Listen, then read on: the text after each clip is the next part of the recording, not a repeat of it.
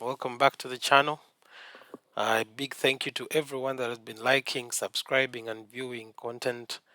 The channel is growing bit by bit. We are coming over to 130 something subscribers. We are looking forward to 200, so please like and subscribe. We are getting over 200 views on most of the videos and content that has been posted so far. And a big thank you to everyone. It's all thanks to you. Today we are looking forward to our Game Week 5 plans. After a very horror showing, a very bad Game Week 4, we begin to look forward to our Game Week 5 and begin to plan on the thoughts on our transfers, on the thoughts on the key players, any movements to be made, and any news that comes up along the week.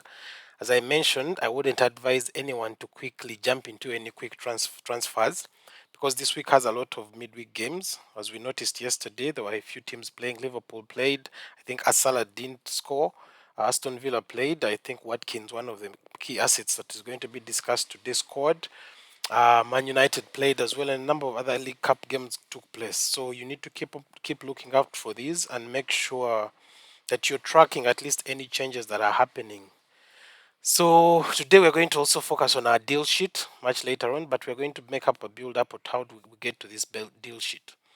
So according to AI, according to the goalkeepers, expected points in the next game week, we see Alison Becker and Ederson leading the way here. Ederson is at 19.6 in the next 5 games, and Alison Becker is at 18.4. Verbruggen makes an appearance as well, though the expected points as per game week 5, Allison is higher with a 4.0, Verbruggen 3.8, and Ederson 3.7. But like I told you, we play more of a marathon than the race. So you can also do the estimators by the next 5 games to come.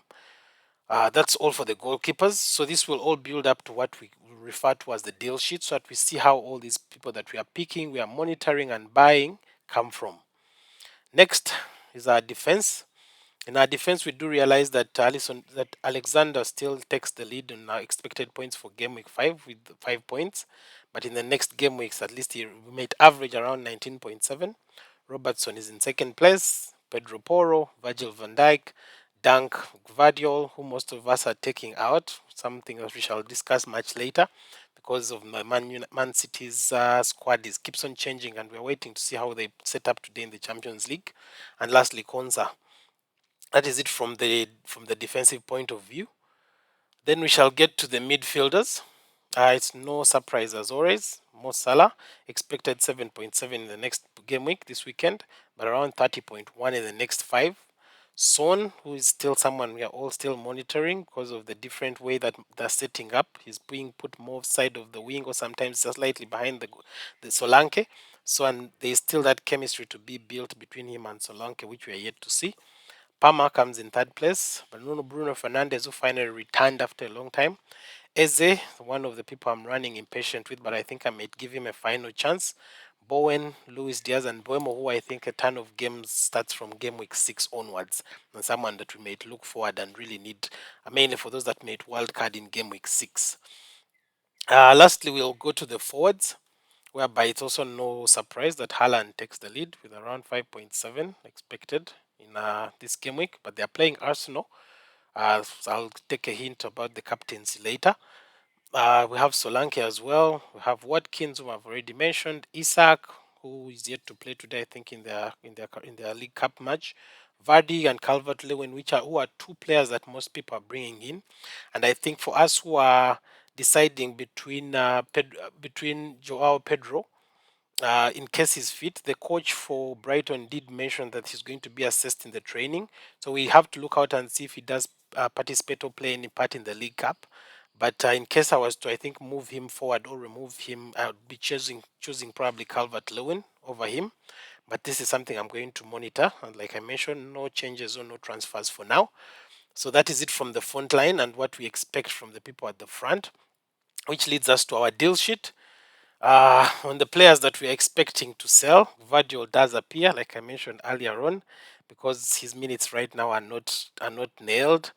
We noticed over the weekend he was actually displaced by Lewis, who also just made a cameo of around 45 minutes. Gordon, Newcastle still has the lowest expected goal expectations. Their performances are really low. and that's why he appears on the sell sheet together with Muniz, who has lost his position to the Mexican now on the strike line. I did notice he did start the League Cup yesterday, so which mentions there are high chances may not actually start over the weekend. In the monitor, we still have Digne, who I personally like. I like his fixtures, and more importantly, he looks like he's going forward and creating more and more. Savinho as well is on the monitor list, and last Linketia, who played behind the striker, played behind Mateta in the Crystal Palace line, and the team looked good. The forwards team looked good, though they are yet to gel as well. And on the buy, we have Mitchell, Crystal Palace, who did create an assist for the first goal, I think, for Mateta over the weekend, which was a very good creation.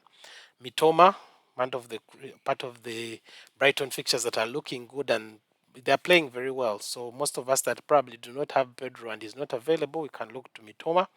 Then lastly, Watkins, who I also mentioned, he's getting there. He had a very good performance. He should have actually scored a hat trick over the weekend, but he missed a few chances.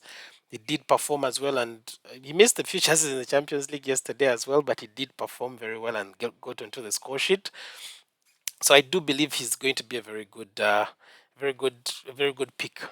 So this is our deal sheet for this game week. You can monitor it, see those ones to monitor, see those ones to buy, and see those ones to sell, and you can proceed with your different plans. Currently, like I mentioned, personally, I think I'll be banking my transfer because I know very many people are going to be doing the wild card in game week 6. And at least if I can have between 3 to 4 transfers available to me, I can be able to prepare for the Arsenal very good fixtures and also the Brentford very good fixtures which come after game week 6. That's it for my thoughts. Thank you very much. Kind reminder to like, watch, and subscribe. Let us get this to 200 plus likes and let us increase this channel's subscribership to over 200. Thank you very much and have a great day. FPL responsibly.